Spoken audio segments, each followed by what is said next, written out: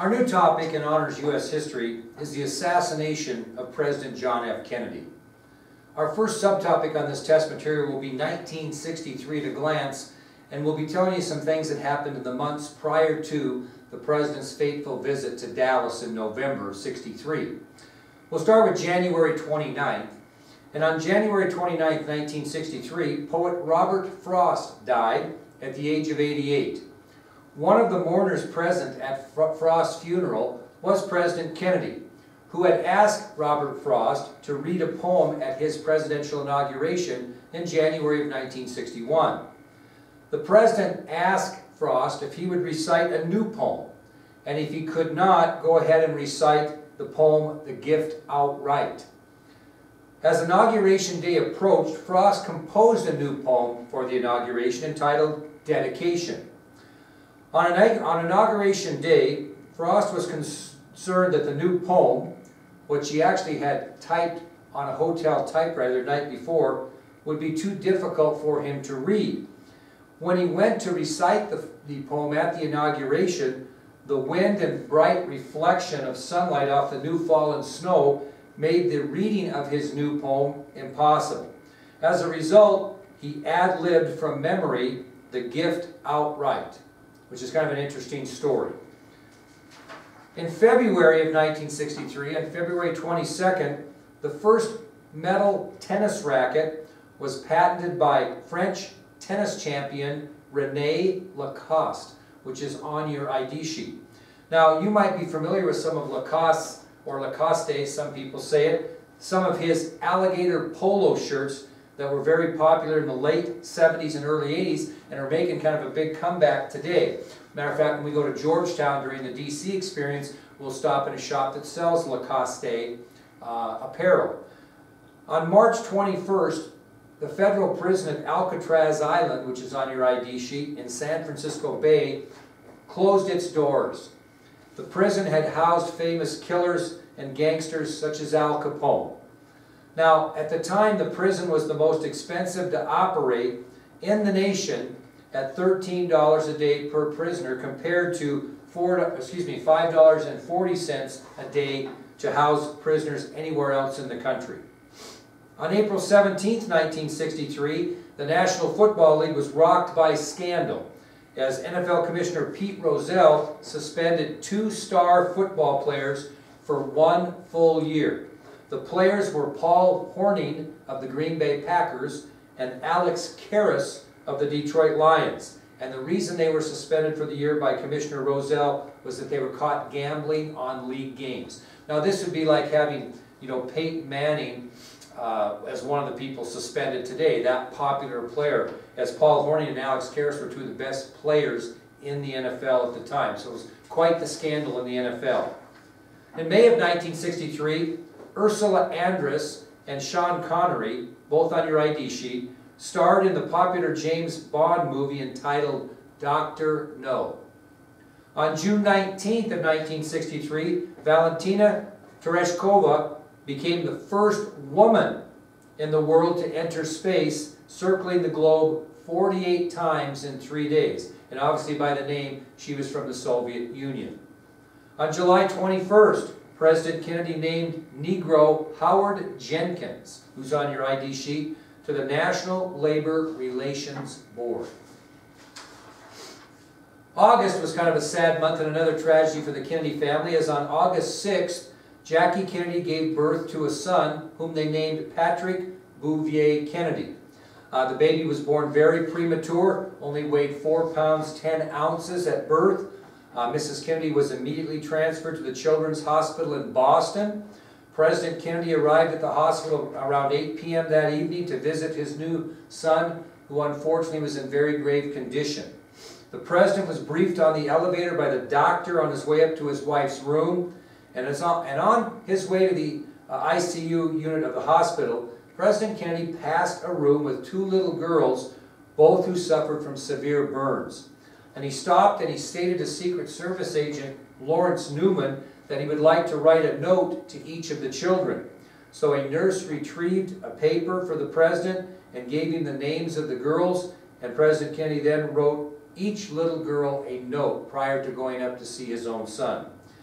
The president then proceeded down the hall to see his son, who would unfortunately die the next day of respiratory distress of the lungs due to the premature development at birth. In September of 1963, on the 26th, was the date that President Kennedy announced he would take a trip to the state of Texas, and he was thinking of the upcoming presidential election in 1964.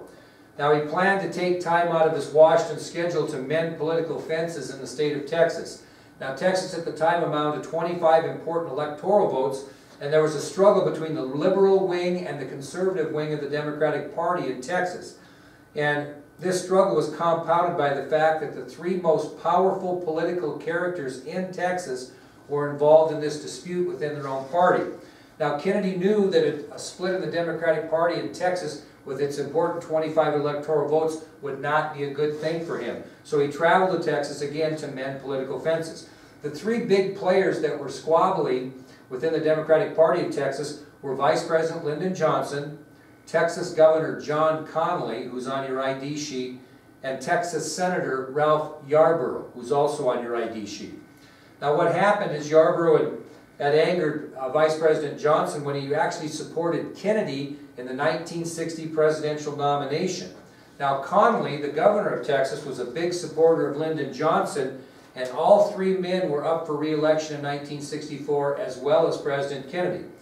And Senator Yarborough was convinced that Connally and Vice President Johnson were plotting to find a candidate to run against him in the primaries in 1964.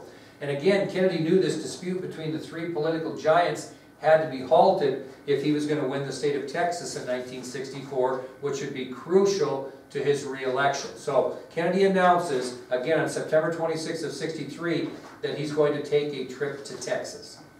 Well, on October 24th, 1963, United States Ambassador Adlai Stevenson visited Dallas, Texas. He was scheduled to speak at United Nations Day because they had a big program going at that time. Now, among the 2,000 people that attended this UN program were about 100 right-wing extremists who had intended to show their disdain for the United Nations. And so they used several disruptive strategies during Stevenson's speech, such as coughing in cadence, walking the aisles carrying U.S. flags upside down, and then yelling and shouting and interrupting him during his speech. At one point in his speech, Stevenson paused and stated to those hecklers, quote, "Surely, my dear friends, I don't have to come here from Illinois to teach Texas manners, do I?" Well, Stevenson was even struck on the head while walking from the auditorium, and another extremist actually spat upon him as he was waiting to get in his car. So it was a very negative scene, not only for the United Nations and Adlai Stevenson, but for the people of Dallas as well, especially with the president planning an upcoming trip. Well, it was on November 1st of 1963 that Press Secretary Pierre Salinger announced that President Kennedy had planned to inspect military installations in both Florida and Texas. And this trip to both Florida and Texas would include speeches and motorcade tours in 5 cities in each state. And it was on November 21st of 1963 that President John F. Kennedy began his fateful trip to Dallas, Texas. Okay, we'll get into the assassination now. And our first subtopic is Prelude to Assassination. And we're going to tell you about events that happened November 21st and 22nd, 1963. Now, it was in mid-November of 1963, again, the Press Secretary Salinger announced that President Kennedy planned to inspect military installations in Florida and Texas. And again, it dealt with the motorcades in 5 cities in each state. Now, when it was announced that President Kennedy would travel to Texas, his aides urged him, if you're going to go to Texas, don't go to Dallas. And there were 2 reasons why his aides did not want him to go to Dallas. One, the people of Dallas were too outspoken against his policies. Handbills, which you will get, were being distributed by agitators along the parade route, and many were left lying in the street after the assassination. Okay? And this basically was a wanted for treason sign is what it was. And you'll have that in your handouts. Another thing that appeared in the Dallas Morning News the morning of November 22nd, 63 was another ad that said, "Welcome to welcome Mr. Kennedy to Dallas. And it was very critical of the president, and so we kind of started out kind of negatively here. So that was one reason why Kennedy's closest aides felt that the people of Dallas were too outspoken against his policies and he should skip that city. Now remember, you got another reason why they didn't want to go to Dallas is what we just mentioned, the way that Adlai Stevenson was treated during his speech on United Nations Day. And they did not want a scene like that with the president that might be embarrassing. Well, despite the fact that his aides encouraged him strongly not to go to Dallas, Kennedy disagreed, believing that he couldn't go to Texas and then skip the state's second largest city. So as a result, a 3-hour visit to Dallas on Friday, November 22nd, 1963 was scheduled as follows. The president was going to be introduced at a breakfast speech at the Chamber of Commerce in Fort Worth. Then he would take a short flight to Dallas, followed by a motorcade trip through downtown Dallas. He then would arrive at the Trade Mart in Dallas, which would be kind of like the Casper Event Center in Casper, where he would speak at a luncheon of 2,500 guests. Then he would take another short flight to Austin, Texas, followed by a $100 a plate dinner speech that he would give in Austin that evening. And then they would take a 90-mile ride to spend the night at Lyndon Johnson's ranch in Stonewall, Texas. Well, kind of backing up in November to kind of set the stage for all this, on November 13th, the Dallas Police Department had been officially notified of the president's visit and the exact motorcade route he would be taking. Now, because of this information they received on the 13th, they did 3 things immediately. They made checks, number 1, on all known extremist organizations and individuals that would be in Dallas. Deputy Police Chief Ray Lundy, who's on your ID sheet, made a detailed inspection of possible hazards along the motorcade route. And the third thing that the Dallas Police Department did immediately on finding out the president's schedule is they assigned over 400 police officers to the detail for the day that he would arrive. On Saturday, November 16th, prior to the president's visit, Dallas papers published the motorcade route so everyone knew what was happening. And at this time that this was going on in Dallas, President Kennedy was in Florida inspecting those military installations we talked about. And what he did in Florida, number 1, is he watched the firing of a Polaris missile from a nuclear submarine in Florida. He visited his ailing father, they had a summer home in Palm Beach, Florida, and then he basically began the business of campaigning for the upcoming election of 1964. A couple days later, on Monday, November 18th, President Kennedy visited Tampa, Florida, where he gave a speech. And prior to his speech, he was given 2 gifts. He was given a humidor full of cigars from the mayor of Tampa, and then he was given a doll for his daughter Caroline from the mayor's daughter.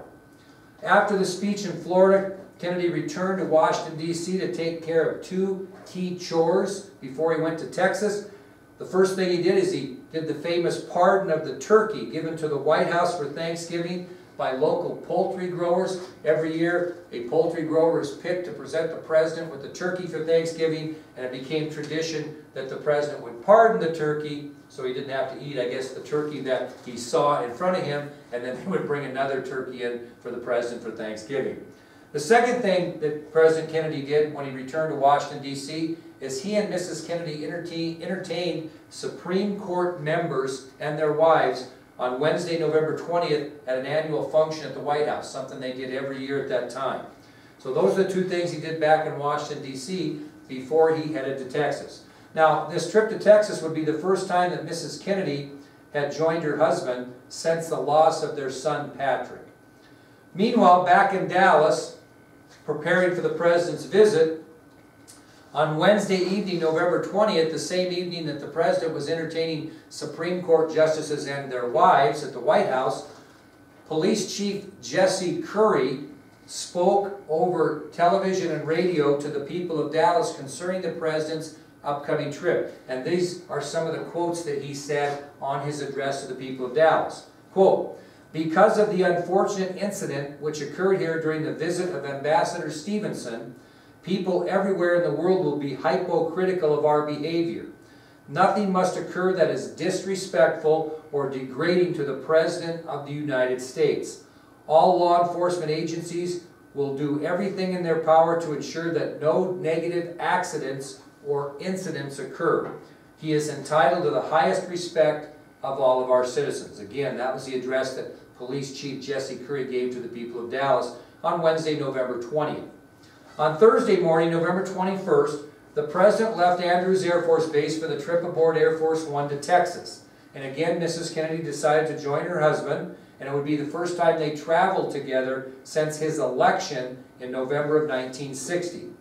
Now, President and Mrs. Kennedy arrived in San Antonio, Texas at 2:30 p.m. on November 21st and met Vice President Lyndon Johnson, who had flown to Texas earlier in the week. Now, what President Kennedy did in San Antonio is he inspected a new aerospace medical center there, and at 3:30 p.m. he departed for Houston, Texas, where he was scheduled to give an evening speech in honor of Congressman Albert Thomas, who is on your ID sheet. Now, Thomas also was running for re-election in '64, so Kennedy was going to put a plug in for him. Well, at 9:30 that evening, President Kennedy gave this speech in Houston. He praised both Congressman Thomas for his efforts for the people of Texas and the city of Houston's role in the new space program we talked about. Now, in one of his most celebrated and humorous speeches, President Kennedy made the following statement to the people of Houston. He actually made a little slip here, and he used the Kennedy wit. He was getting a lot of heat on the amount of money that NASA was spending in space.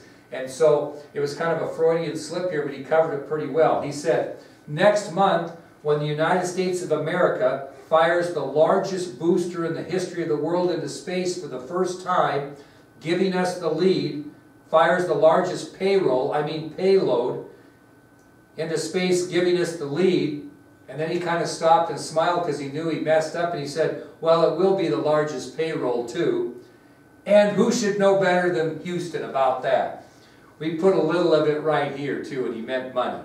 Then he kind of regained his composure, and he said, "But in any case, the United States next month will have a leadership in space which would have not been possible without Albert Thomas, and so will this city."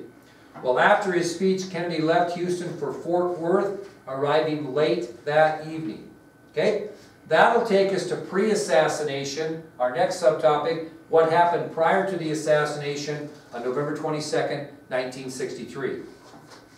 On the morning of November 22nd, 1963, President Kennedy was up very early that morning. At 7 a.m., he visited with his personal secretary, Evelyn Lincoln, who's on your ID sheet. The President spoke with Mrs. Lincoln and agreed to meet with a few of her friends in the hallway later that morning. And according to Mrs. Lincoln, the President was in a, quote, very happy mood during their conversation. At 8:30 a.m. that morning, President Kennedy met with Presidential aide Lawrence O'Brien in President Kennedy's hotel suite. The President and O'Brien looked out a window toward the hotel parking lot. Now, the hotel parking lot was being set up for Kennedy to address people who were not lucky enough to get a ticket for his Chamber of Commerce speech that he was going to give at the hotel. And he wanted to please the people, so he made arrangements that they would set up an area for him to speak briefly in the parking lot of the hotel before he went into the hotel ballroom for the Chamber of Commerce speech. So he and O'Brien were actually looking down, at that area as they're preparing. And it was kind of interesting because O'Brien was later quoted about a conversation he had with President Kennedy that morning in the hotel room as they looked into that area down below him where the breakfast speech would be given prior to the Chamber of Commerce speech. And this is what O'Brien was quoted as saying. He said, quote, "That morning I had been visiting with the President in his suite in Fort Worth, and as rather typical of him, he walked over to the window and put his foot up on the ledge of the window and cupped his chin in his hands with his elbow on his knee and was looking down at the preparations being completed for his outdoor appearance, and he said to me, 'Gosh, when you look out like this and down at where I'm going to be, if someone wanted to get you, it wouldn't be difficult, would it?' We didn't dwell on it, obviously, but it apparently touched his mind at the moment. Perhaps he had never been in a similar position, looking down on the location of a public appearance he was going to make and realizing how open the view was from the window." Kind of interesting. At 8:40 a.m., President Kennedy left his hotel suite and met with Mrs. Lincoln friends in the hallway like he said he would. And Mrs. Lincoln was later quoted as saying about that, she said, "He gave his usual pleasantries. He said he was pleased to meet them and that any friend of mine were friends of his. He then looked out of the window and commented on how many people were down below. The size of the crowd pleased him." And these were the people that had gathered in the parking lot area to listen to his speech prior to his ballroom appearance. Well, at 8:45 a.m. that morning, President Kennedy went outside to the parking lot platform for his speech, where he was joined by Vice President Johnson, Senator Yarborough, and Governor Connolly. And he wanted those guys together to have the appearance that they were getting along. That was part of the reason why he went on the trip. Well, when the President took the podium to begin his speech, the crowd started to chant, "Jackie, Jackie, Jackie." And JFK apologized to the crowd because Jackie was not there. And he said, quote, "Mrs. Kennedy is organizing herself. It takes her longer, but of course, she looks better than we do when she does." Another little Kennedy wit. The President then, at that point, sent word to Secret Service agent Clint Hill, who was Mrs. Kennedy's personal Secret Service agent, to go back to the hotel to request that Jackie join her husband at the head table of the Grand Ballroom of the Hotel Texas, because I guess it wasn't sure whether she was going to be there for that speech or not. Well, Kennedy then gave his parking lot speech, and he entered the Grand Ballroom of the Hotel Texas in Fort Worth for the breakfast speech at approximately 9 a.m. And after President Kennedy arrived, the Texas Boys Choir of Fort Worth, who were handpicked to perform for the President, sang "The Eyes of Texas Are Upon You." The all-boys choir was only scheduled to sing one song, but actually sang another, stalling for time. Why? For Mrs. Kennedy's arrival at the ballroom. Lyndon Johnson was then introduced to the crowd, and just before President Kennedy was to be introduced, Mrs. Kennedy arrived with Clint Hill into the ballroom. Vice President Johnson then was introduced to the crowd, and just before President Kennedy was to be introduced, she arrived. She was escorted by Clint Hill and walked to the head table, receiving a standing ovation from the 2,500 guests there in Fort Worth. Jackie was dressed in a strawberry pink suit with a nubby weave and a purplish blue collar. If you look on the internet at any time on the Assassination Day, you will see how that distinctly stands out, what she was wearing. President Kennedy was then introduced and began his speech with the following quote. "Ladies and gentlemen, 2 years ago I said that, introduced myself in Paris by saying I was the man who accompanied Mrs. Kennedy to Paris. I'm getting somewhat that same sensation as I travel around Texas," making the point that she actually was more popular than he was. He then paused after that statement. He said, "Nobody wonders what Lyndon and I wear," because Mrs. Kennedy said a lot of fashion statements when she was First Lady.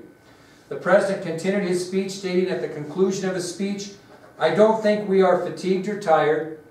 We would like to live as we once lived, but history will not permit it. The communist balance of power is still strong. The balance of power is still on the side of freedom. We are still the keystone in the arc of freedom. And I think we continue to do what we have done in our past, our duty. And the people of Texas will be in the lead, so I am glad to come." At 9:50 a.m., President Kennedy was presented with a 10-gallon hat by the head of the Fort Worth Chamber of Commerce. Before the crowd had a chance to urge President Kennedy to put the hat on, he asked the chairman to put it on instead, which he did. Still, the crowd urged the President to put on the hat, so he went to the microphone and stated to the crowd, "I'll put it on in the White House on Monday. If you come up there, you'll have a chance to see it then." Being the point was he wasn't going to compromise his style by putting on a cowboy hat, which would not, fit his personality very well in front of those people. He was not going to put himself in a position to be embarrassed. He was also then presented a pair of cowboy boots, in which the chairman of the Chamber of Commerce said, "And to protect you against local enemies in the manner you are protecting this nation against foreign enemies, and to keep the rattlesnake on Vice President Johnson's ranch from striking you, we want to present you with this pair of boots," which they did. And then the chairman of the Commerce then stated, "We won't ask you to put them on here." And again, it was just a little bit of a side joke to the whole thing, because the President obviously wasn't much of a cowboy. A final prayer was given to the President, wishing him a safe trip just prior to Kennedy departing the grand ballroom at the Hotel Texas for his trip to Dallas. And as President Kennedy left the Hotel Texas, he and Jackie stopped to thank members of the boys' choir for their performance. And one of the members of that group that sang to the President was 9-year-old Gary Bakewell. And as President Kennedy shook Bakewell's hand, he said to the President, "Hi, my name's Gary Bakewell, and I'm a Catholic." And President Kennedy smiled and replied to the young man, "I'm Catholic too." And then the President asked Bakewell what he wanted to be when he grew up, and the 9-year-old replied, "I'm going to be a pilot." And to that answer, President Kennedy reminded the boy that he would need to study his math and arithmetic, and then left the ballroom. On a side note, Bakewell went on to become a pilot. Well, at 10:14 a.m., the Kennedys arrived back at their hotel suite to prepare for the trip to Dallas. President Kennedy then called John Nance Garner to wish him a happy 95th birthday. Garner had served 2 terms as vice president under President Franklin Roosevelt. At 10:40 a.m., the presidential party departed from the Hotel Texas en route to Carswell Air Force Base, and at 11:20 a.m., Air Force One leaves Carswell Air Force Base in Fort Worth, arriving at Love Field in Dallas at 11:40 a.m. As the President and Mrs. Kennedy reached the bottom of the mobile staircase from Air Force One on the ground at Love Field, they were greeted by Dallas Mayor Earl Cabell and his wife Deary Cabell. At that time, Mrs. Cabell presented Jackie with a large bouquet of red-stemmed roses, which would be an interesting picture in about 30 minutes or so. A wheelchair was then pushed toward the President and Mrs. Kennedy, and they were introduced to a lady by the name of Mrs. Annie Dunbar. Now, Mrs. Dunbar, who was 85 years old, proceeded to tell the Kennedys that she was a loyal Democrat and had never seen a president. President Kennedy shook her hand warmly, and they moved on toward the waiting cars in the motorcade. Now, the presidential limousine had been flown in from Washington, D.C., and its top and windows were removed. And the presidential protection by the United States Secret Service would be difficult in Dallas this day. It wasn't going to be easy to protect the president. And there were 4 reasons why the Secret Service was going to have their hands full. Number 1, President Kennedy insisted on riding an open convertible during the motorcade route so he could be better seen by the public. Okay? Now, he had a bubble top that he could have put on the limousine, and he chose not to have it on there. Now, against popular rumor, the bubble top was not bulletproof. So a lot of people, believe it was bulletproof, would have believed the president would not have been assassinated if he'd had the bubble top on. That could have been true. Certainly could have deflected a bullet or maybe even caused the assassin not to shoot, but the bubble top was not bulletproof. Anyway, President Kennedy did not want it on. It was supposed to be nice weather, and he wanted it to be better seen by the public. So that was the first reason why presidential protection by the United States Secret Service was going to be a little bit difficult in Dallas on November 22nd, 1963. The second reason is because of the large crowds that were expected along the motorcade route. The president would be a wide open target because he's going to be in an open limousine. There are going to be people on both sides of the motorcade route, and he's going to be putting himself in a vulnerable position. The third reason presidential protection by the United States Secret Service would be difficult this day is that Secret Service agents who would be normally surround the presidential limousine were pulled back so people could see the president better during the parade route. The president didn't want the Secret Service agents crowding the limousine and giving it that appearance. He wanted them back so people could see the president. After all, he was there campaigning and trying to solve some political issues. And the fourth reason why the president would be hard to protect in Dallas that day is because President and Mrs. Kennedy were scheduled to follow the Secret Service directly from Air Force One to the waiting cars in the motorcade that was going to take them through downtown Dallas to the Trade Mart. But instead of walking directly from Air Force One to the limousine waiting, they kind of snuck off like little kids toward a fence of crowded people who were waving and cheering. And this really put the Secret Service in a tough spot because for nearly 5 minutes they walked along this fence, touching as many hands of the people as they could that were there. And, it just put the president at risk. Well, on a side note, these lucky few that got a chance to touch the president or Mrs. Kennedy's hands certainly would not forget that contact, especially when they find out the events in 30 minutes. Well, finally the couple made their way down the fence. They got into the presidential limousine, and the motorcade began. That takes us a little bit to the motorcade. You'll get a handout on this kind of telling you exactly what the motorcade amounted to, but I'm just going to kind of set up the first part of the motorcade for you. The lead car of the motorcade would contain the following people. 1, Police Chief Jesse Curry, who actually drove this lead car of the motorcade. 2, Sheriff Bill Decker of Dallas County. 3, Forrest Sorrells would be in the lead car. He was the Secret Service agent in charge of the advance team to Dallas that prepared, the Secret Service preparing to take care of any precautions that needed to be taken. That was Forrest Sorrells. And then there was Secret Service agent Winston Lawson, who actually was the man who planned the entire motorcade route. So those were the 4 people in the lead car, all on your ID sheet. The presidential limousine was next in line. President Kennedy sat in the back seat of the limousine with Mrs. Kennedy at his side to his left.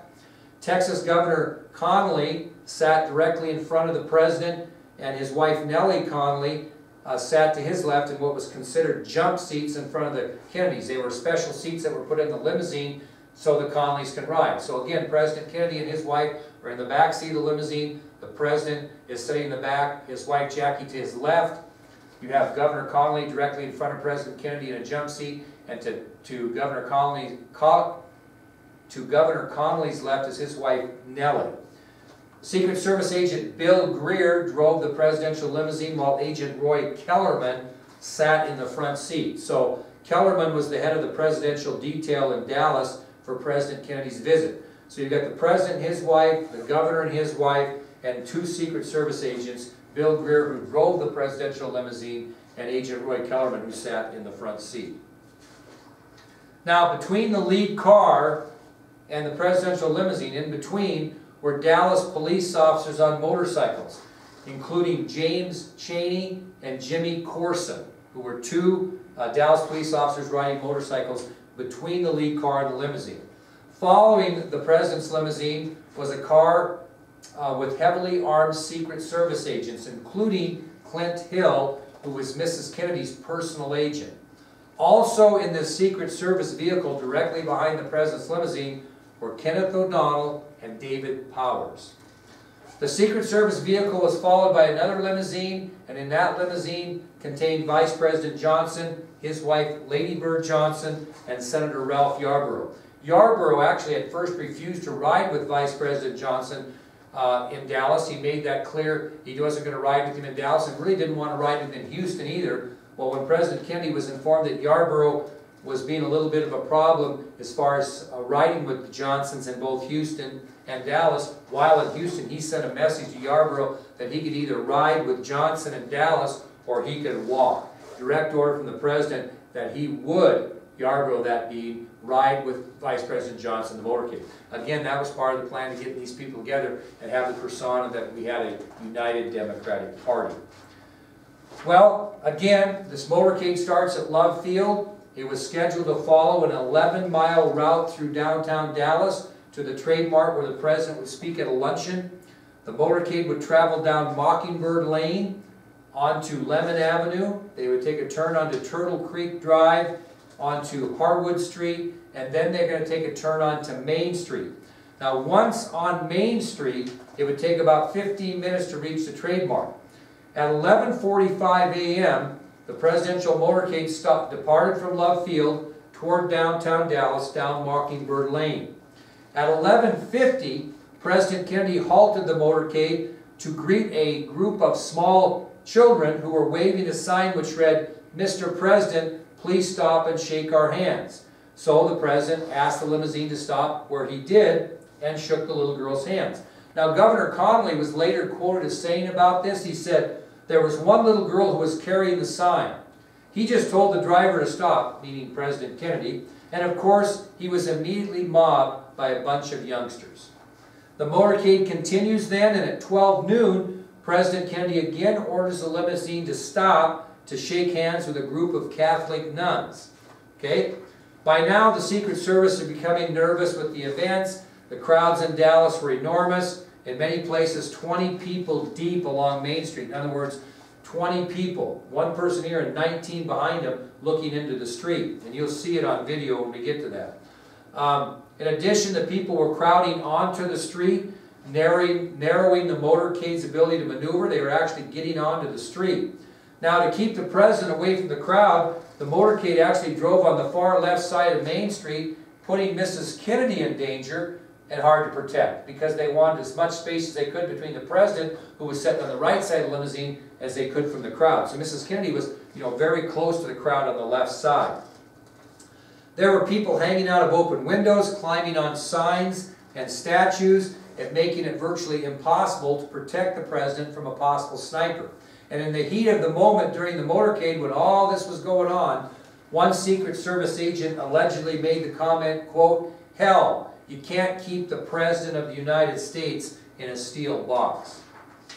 Okay, I think we're going to stop there for now, and I'll do another video on the assassination, and we'll kind of go from there. So on the website, you'll see labeled, basically, as I mentioned, the topic, the assassination of John F. Kennedy, and the subtopics, 1963 at a glance, to pre-assassination, November 22nd, 1963. I will continue to make another video on the assassination and aftermath, and we'll post that on the website as well. Thank you.